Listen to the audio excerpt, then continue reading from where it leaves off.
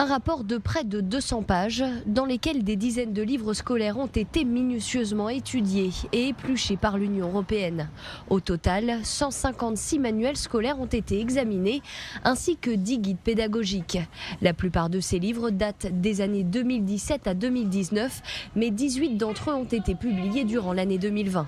Et le constat de Bruxelles est sans appel. Beaucoup de livres scolaires renferment des exemples d'encouragement et d'incitation à la violence contre Israël et de nombreux cas antisémites.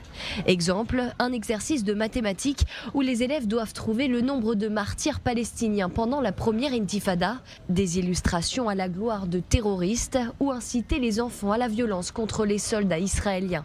Suite à ce rapport, 22 membres du Parlement européen demandent à ce que l'Union européenne cesse d'envoyer de l'aide financière à l'autorité palestinienne et à l'UNRWA.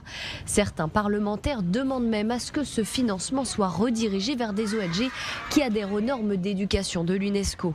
Le fait que l'aide de l'Union européenne au système éducatif de l'autorité palestinienne soit utilisée pour produire du matériel de propagande antisémite qui encourage la haine, la violence et le terrorisme au lieu de promouvoir une solution pacifique au conflit nuit à la perspective de coexistence et d'établissement de relations de bon voisinage encourageantes. Depuis des années déjà, Israël alerte la communauté internationale sur le contenu des manuels scolaires de l'autorité palestinienne et de la bande de Gaza.